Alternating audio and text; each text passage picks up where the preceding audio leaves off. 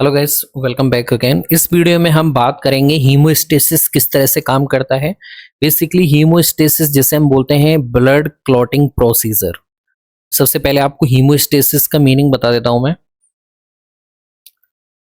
दोस्तों, ये टॉपिक आपके क्लास 11th बायोलॉजी की एनसीईआरटी में है। ब्लड और इसकी मैंने वीडियो ऑलरेडी पहले बनाई हुई थी। इसमें हम जानेंगे स्पेसिफिकली कि ब्लड क्लॉटिंग जो प्रोसीजर होता है, आपके शरीर में कहीं भी कट हुआ है तो वहां से आपके ब्लड कैसे स्कंदित होता है, कोगुलेट होता है। तो रक्त स्कंदन की प्रक्रिया जो होती है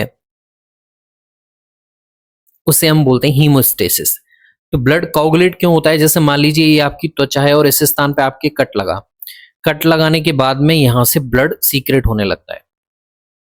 अगर कोगुलेट नहीं होगा तो ये आपके रक्त बहुत सारा बह जाएगा, और रक्त बहेगा तो आपके ब्लड प्रेशर डाउन हो सकता है। तो बहुत सारे बायोलॉजिकल ऑर्गन्स हैं, उन्हें हानि हो सकती है और आप कोमा वाली कंडीशन में आ सकते हैं। इसीलिए 3 से 5 मिनट के अंदर प्लेटलेट्स, जैसा कि हमने पढ़ा था रक्त कणिकाओं में आरबीसी, डब्ल्यूबीसी और प्लेटलेट्स। तो प्लेटलेट्स का काम होता है यहाँ पे कोगुलेशन करवाना, रक्त को बहने से रोकना। यह प्रोसीजर हीमोस्टेसिस कहलाती है। इसे ब्लड कोगुलेशन प्रोसेस भी कहते हैं।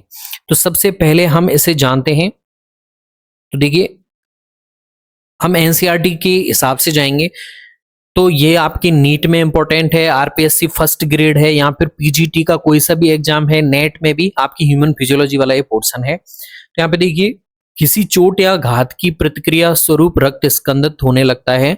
यह प्रक्रिया शरीर से बाहर अतिरिक्त रक्त को बहने से रोकती है। अब क्यों होती है? क्योंकि हमें ज्यादा रक्त को बाहर नहीं होने देना है। क्या आप जानते हैं ऐसा क्यों होता है? तो आपने किसी चोट, घात या घाव पर कुछ समय बाद गहरे लाल या भूरे रंग का झाग सा अवश्य देखा होगा। आपके कहीं शरीर में कट लगता है तो वहां पे लाल या भूरे रंग का झाग सा आ जाता है। ये रक्त का स्कंदन या फिर थक्का है, जो मुख्यतः फाइब्रिन धागे के जाले से बनता है। अब देखिए कैसे प्रोसीजर होता है वो मैं बता देता हूं आपको। तो यहाँ पे देखिए, सबसे पहले आप डायग्राम पहले बाद में जाइएगा।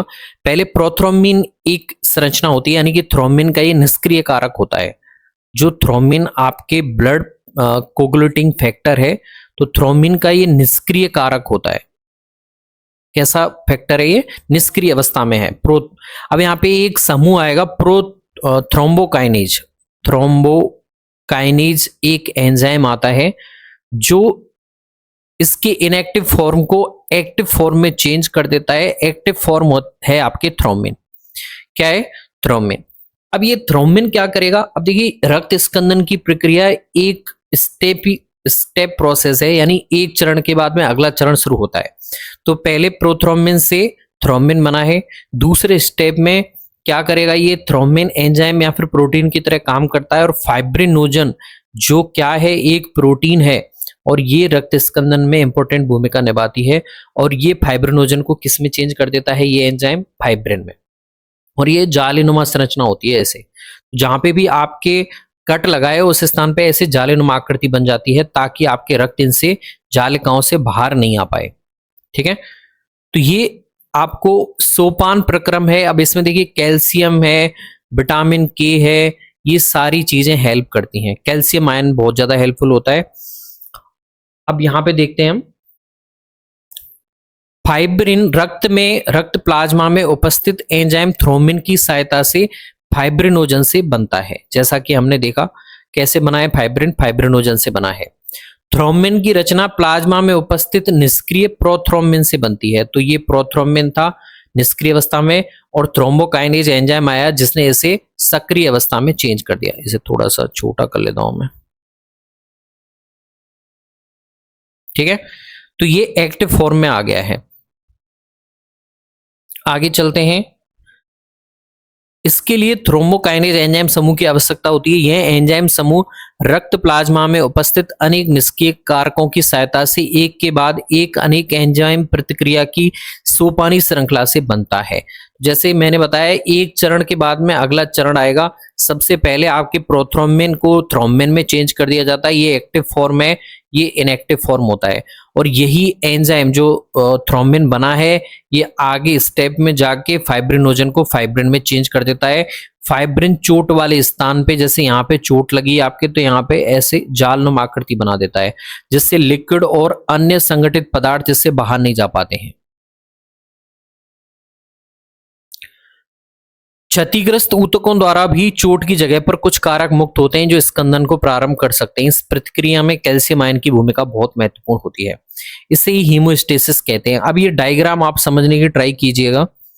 ये डायग्राम है, जैसे आपके कट लगा, मान लीजिए हीमोस्टेसिस जिसे हम कह रहे हैं, कट लगा, इंजरी हुई, और यहाँ पे आपकी वाहिका कैसी हो जाएगी, उसमें ब्लड आपके प्रेशर कम हो जाएगा। ब्लड प्रेशर होता क्या है, ये आपकी वाहिका है और रक्त बह रहा है, तो रक्त इसकी भित्ति पे दबाव डालता है, इसे ही आप रक्तदाब कहते हैं, जो कितना होता है 120 से 80 mm ऑफ Hg होता है। तो बच्चों यहाँ पे सबसे पहले इंजरी हुई है, प्लेटलेट्स यहाँ पे सबसे पहले भागते हुए इस स्थान पे आएंगी और इस स्थान पे एक क्लॉट बना देती हैं, जिसे प्राइमरी हीमोस्टेसिस प्रोसीजर कहते हैं। प्लेटलेट्स का एक क्लॉट बना देती हैं, क्लॉट यानी कि एक प्लग सा बना देती हैं, ठीक है। फिर सेकेंडरी हीमोस्टेसिस में क्या होगा, यहाँ पे बहुत सारे कोगुलेशन फैक्टर आ जाएंगे, फाइब्रिन आ जाएगा, फाइब्रिनोजन आ जाएगा, थ्रोम्बोकाइनेज आ जाएगा, और ये सभी सोपानी प्रक्रम के द्वारा एक सबसे लास्ट में फाइब्रिन का क्लॉट बना देते हैं, और जो क्या करता है, धागे नुमा, जाल नुमा ऐसी संरचना बना देता है, और ये स्टेबल क्लॉट फॉर्म होता है, यानी स्टेबल अवस्था में होता है, और ये अब रक्त को बाहर नहीं आने देगा। तो इस तरह से आप समझ सकते हो कि हीमोस्टेसिस प्रोसेस कहने का मतलब क्या है। स्टेसिस अवस्था में रक्त स्कंदन की जो प्रक्रिया है, जिसमें हमने देखा सबसे पहले आपके प्रोथ्रोम्बिन था, इसे थ्रोम्बिन में चेंज किया जाता है, कौन से एंजाइम के द्वारा, थ्रोम्बोकाइनेज एंजाइम के द्वारा, ठीक है। अब ये अगले चरण में एंजाइम की तरह काम करेगा और ये फाइब्रिनोजन को फाइब्रिन में चेंज कर देता है बच्चों। अब ये फाइब्रिन आपका स्टेबल क्लॉट फॉर्म कर देता है और आपका रक्त 3 से 5 मिनट के अंदर उस जगह स्कंदित हो जाता है और आपके शरीर में रक्त का संरक्षण हो जाता है। अब हीमोफीलिया ऐसा रोग आपने सुना होगा, हीमोफीलिया, जिसे हम ब्लू ब्लड डिजीज भी बोलते हैं, शाही रोग।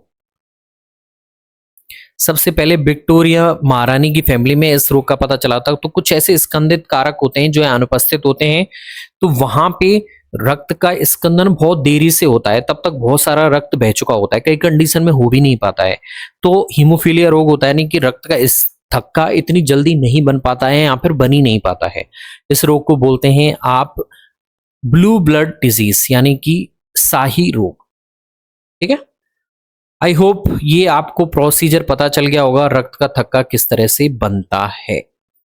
I hope this will be all about this video. I will be meeting you in my next video. तब तक अलविदा, धन्यवाद, शुक्रिया।